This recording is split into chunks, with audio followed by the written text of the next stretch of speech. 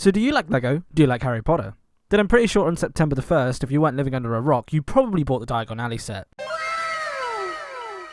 Now, every single person and their grandma have also done a review on this set, and LEGO send them sets early for them to review, so there's no point me doing a review because you've probably already watched one of their reviews. But stick around, because in this video I'm going to tell you all the mods I'm going to be doing to my set, because I did buy the set, because I travelled 40 miles, waited in a queue at 8:30 in the morning, also picked up things like our Razor Crest and some of the CMF series too, so, you know, win-win, win-win-win-win-win. But anyway, on to Diagon Alley. Like I say, I'm not going to be reviewing this. Eventually I will do a is this worth my fucking money? I'm only on bag 2 of the set, as I'm trying to make this set last a while, because this is my first D2C set. What I'm going to be saying in this video is the modifications I will be making based on what I've seen already on people's reviews of the set, like Ash and Flash and M&R, and I think this will be very interesting because it will give me a gauge on what you guys think are good mods and bad mods to do to this really awesome set. So I've got 5 main things that I want to do to this set. This should also make it easy because I'm including some parts from older Harry Potter sets, so right now I've got some in storage, so I'm just going to use some of the parts from those to upgrade my Diagon Alley set, as this is the main one I will be displaying. Number 1, in the Quidditch supply shop, I'm going to be adding the Gryffindor and Slytherin robes. I think it's awesome that we finally got a Hufflepuff and Ravenclaw torso printing on Quidditch outfits. Shame they didn't come with their capes,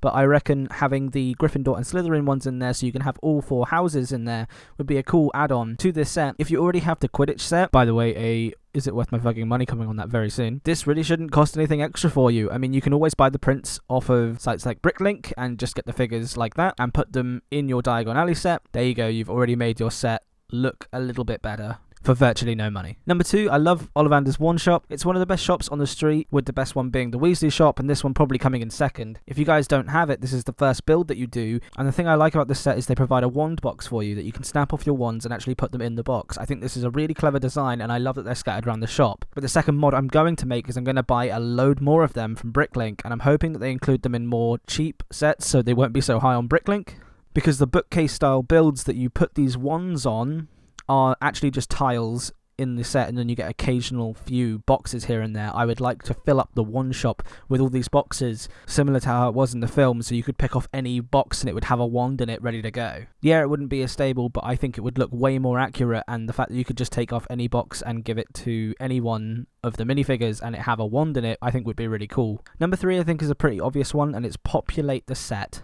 Now, the set is really good for minifigures. I actually really like these minifigures, and I think a lot of people are giving LEGO a hard time about them, but that's going to be more on my opinion video. What I mean by populate the set is actually populate your Diagon Alley and make it crammed like it is in the films. There are loads of random people walking back and forth between all these shops, and being able to do that with things like the building your own custom figures out of stuff like the Harry Potter packs that came out, which, by the way, I also got another one in the LEGO shop, which was really cool, because I want to populate my set with more variety. But it just doesn't extend to minifigures. I mean, populate it with more owls and more spiders and more rats. I've got 3 Scabbers pieces that I got from the old CMF series that I am now going to put in my set, because it would just be cool to have a few rats wandering around, and a few spiders from my Aragog set and the forest sets that I haven't really cared about.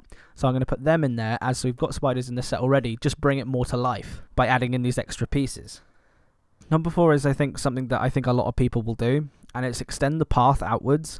Now, we got these really nice base plates, and I'm really happy that they did base plates with these houses, rather than like 4 Privet Drive having no base plate, so you basically had to build it in the air. Having a nice base plate to have it all on is really, really good. However, I don't think the path extends outwards enough. It's okay if you're having the building side by side, but if you're not having the building side by side, you've kind of got nowhere to put your minifigures apart from one little stretch. And if you're planning on filling this set with figures like I am, there's not actually enough room for lots of minifigures to be put down on these base plates. My solution for this is extending the path by about 4 studs. Now, if you do this and connect it to the other path, just using some plates in the same cobblestone technique that they're using in the actual set, I think this would make the set look a hell of a lot better.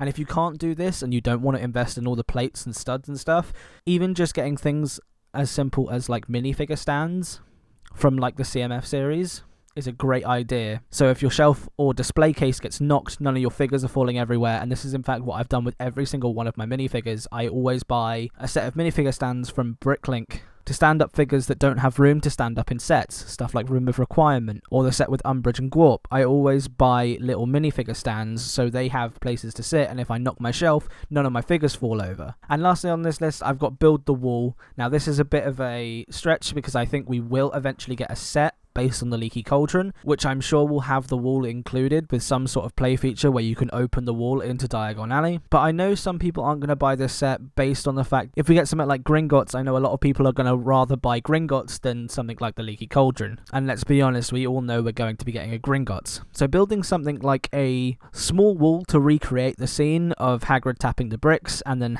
Harry coming through with Hagrid just into the set would make it look so much nicer in my opinion. And I really wish we had got something like this as the gift with purchase, which I know a lot of people were rumouring, instead of the Hagrid and Buckbeak. That way, if they did do a Leaky Cauldron set, you could just take this little buildable thing off and then put on the Leaky Cauldron. But you guys tell me, are these mods that you think that you would do to your sets if you had this set? Is there any mods that I have not mentioned in this video that you think would be a good idea? Put them in the comments, we'll start a discussion. Also, this video is going into a playlist called Mocks and Mods. The next video will show you how I recreated the 2018 Hogwarts Express to look more like a UCS style Hogwarts Express that is also minifigure scale. If you guys want to see that video, click the end card or click in the upper right hand corner right now. I will see you guys in the next video. Make sure to hit that subscribe button, and I will see you guys in the next video where we'll be doing some more cool stuff with Lego. I will see you guys later. Goodbye.